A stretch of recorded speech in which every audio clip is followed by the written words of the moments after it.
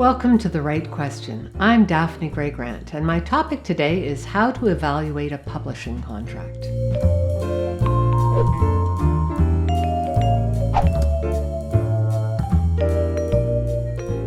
I have a question from Lisa Rempel, a writer based in Vancouver. Here's what she's asked. I'm considering signing a contract with a publishing company, and I don't know how to evaluate what they are offering. Can you give me any advice? Thanks for your question, Lisa. As you know, after seeing your email, I contacted you and asked you to send me a copy of the contract. It represents a new trend in book publishing, and I'd like to warn all authors about it. The nature of book publishing has changed dramatically in the last 20 years.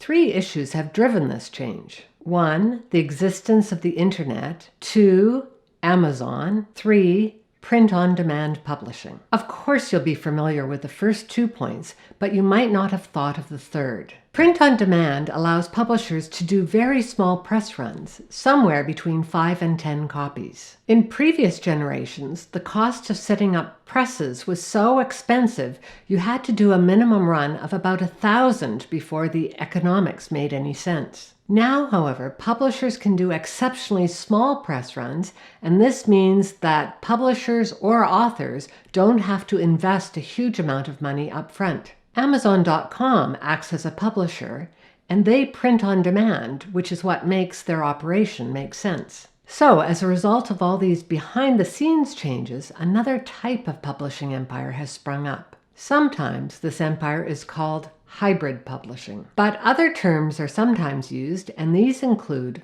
partnership publishing, author-assisted publishing, and entrepreneurial publishing. I'm including a link below to a Writer's Digest article that summarizes many different aspects of the hybrid publishing model. Basically, this model calls on you, the author, to pay some of the costs associated with publishing. In your case, Lisa, I can see they want you to pay $6,000. The concern I have is that your contract doesn't specify what kind of royalty you would get in return. Basically, royalties for traditional publishing are in the less than 10% range.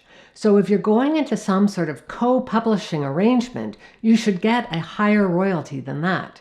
And the contract needs to specify exactly what it will be. I've also noticed in your contract that the services they're offering you seem very limited. They say they will give you structural or substantive editing, which is good, but they specifically say they will not provide copy editing, which is bad. They say they're going to provide you with layout services and cover design, but they don't specify how tailored to your book these will be. Finally, they say they'll offer marketing support, but what they're offering looks very generic to me. In fact, they say they will critique the services you will provide yourself. Lisa, part of the reason I don't like hybrid publishing is that you, the author, lose control over the services you'll need, and yet you get few of the benefits of a traditional publishing arrangement. As a self-published author myself, I hire my own cover designer, layout artist, and copy editor.